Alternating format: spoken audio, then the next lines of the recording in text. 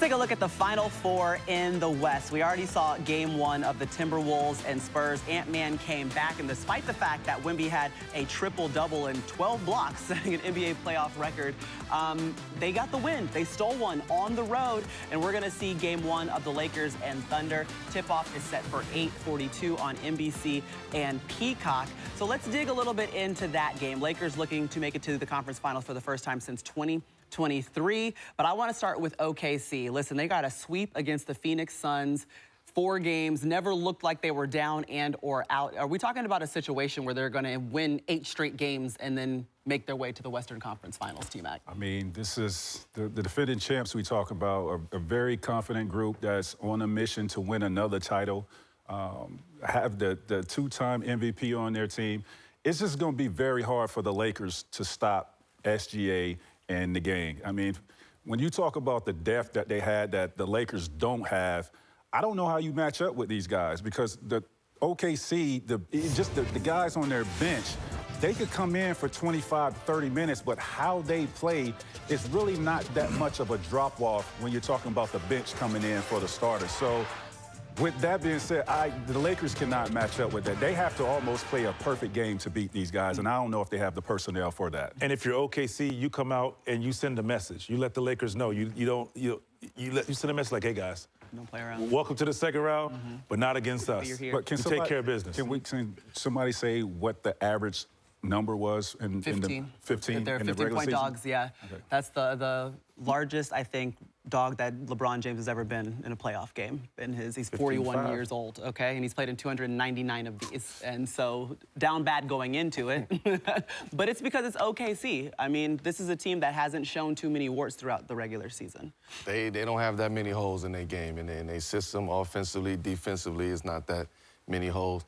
They not a great rebounding team. I would say that. OKC is not a great rebounding team, defensive rebounding team.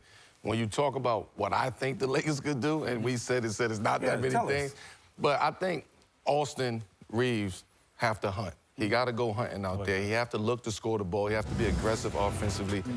With Luka out, he has to go. He has to be that hunter. LaRavia, but also Rui. Rui have to continue cooking. He had a really good first round. He has to continue staying in that flow and continue cooking. Who else I'm talking about? Ayton, right? And Ayton had a really good series, too, as well. Offensive rebounding. He has to be aggressive on the offensive rebounding tip. And LeBron, right? I'm not expecting LeBron to have a perfect game or be the best guy out there for the whole game. But can LeBron steal 1 quarter? If LeBron can get 1 quarter and just keep the game interested that way, then now the Lakers may have a chance in this game. The Lakers also have to control the possession game. I don't think they need to play fast to keep up with OKC and their style, playing fast, getting into transition. I think they need to control how they play. Yes, when the opportunity there, you see layup, you go take it. But just to play fast, I don't think so, because I agree, Ayton has a huge role and responsibility.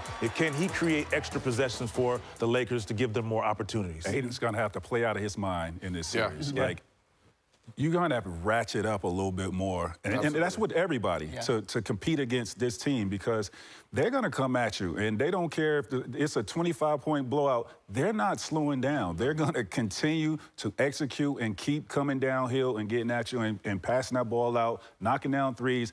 And when you play in the OKC, you know how the crowd is there, Mel. You play. It's rowdy, it's loud, and they feed off of that, and it can get very dangerous. We've been there when they're rolling, for sure. Absolutely. So we haven't talked about the Lakers. They have to be willing to make and take tough shots against OKC. You have to make tough shots. You have to take tough shots.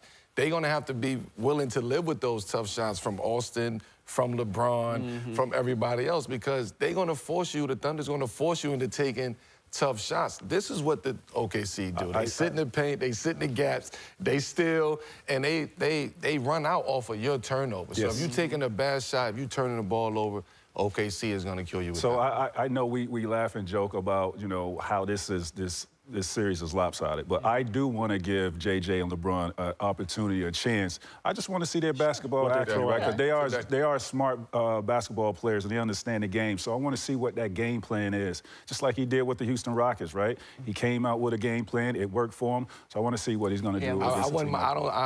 I think we're going to see some double teams today on Shea. Hey, they're going to get the ball out of Shea's hand. You know what is kind of cool? This is the first time that we're going to see LeBron James going against Shea in the playoffs, and Shea has already said he's looking forward to the matchup, just being able to test himself against one of the greatest of all time, even though he did say he's a little outside his prime.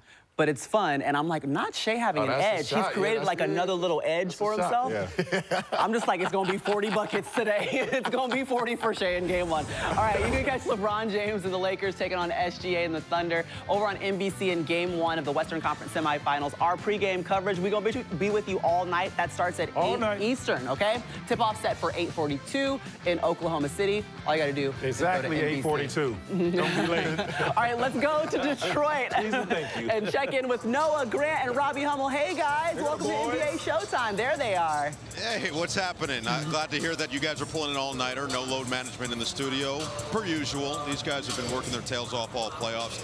You guys have been doing the same because you've seen a lot of both of these teams. Grant, we got to see Detroit in game one of round one and didn't get the win in game one, didn't get the win in game three, didn't get the win in game four, but the 3-1 comeback, and the belief never left this team. Yeah, this belief was real, and this team grew up and learned something about themselves in this series.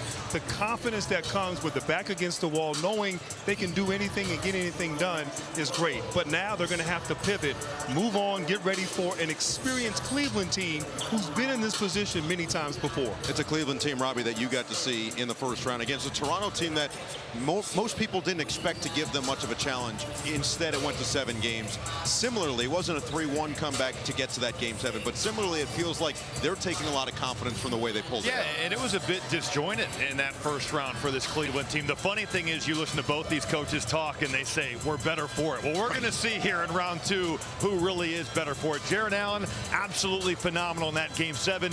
They need Donovan Mitchell and James Harden to play at a better level. The X factor, though, Dean Wade. We will see just how effective he can be at slowing down Cade Cunningham. Cleveland did a pretty good job in 4 regular season games. We'll see. Legit size on Cade Cunningham is going to be a legitimate reason for Cleveland to feel like they've got a great chance in this series, Maria. They're looking forward to following up a Game 7 win with hopefully a Game 1 victory on the road.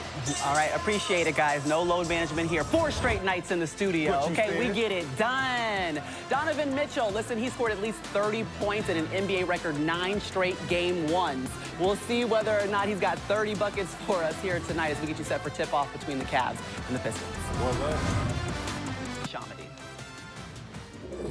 All right, Tobias, an intense series to start this postseason, but now you turn the page. What did you guys learn about yourselves during that Orlando series? A whole lot. But everything we knew about ourselves all season long. Resilient group, very tight and connected group as well. But just the battle and the grit of playoffs and being ready night after night. So, you know, we're focused and dialed in for this series as well. So we turn the page and just get ready to keep going. You're a veteran of this team, and you're now about to face a different veteran group. What sticks out to you about this Cavs team? Firepower, scoring-wise, that they have out there, their depth, and just their experience as well. So we know coming into this, our game plan and what we need to do to execute on defensive end and on offensive end. So we'll be ready. And overall, just play our game. That's the biggest thing for us. Continue to find our balance, continue to find our flow, and keep it rolling.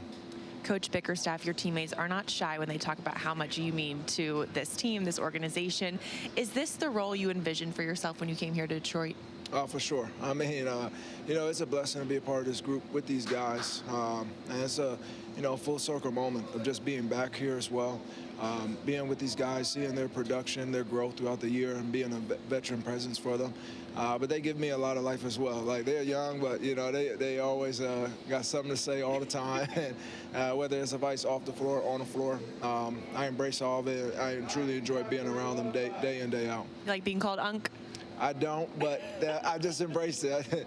You know, it's funny. AT was the other day. He's like, "You're not really Unk status. You're like big bro status." I said, "I know I am." So, no, it's cool though. I embrace it. I like it. I love it. Thanks so much, Tobias. Best of luck tonight. Thank you. Appreciate it. I love it.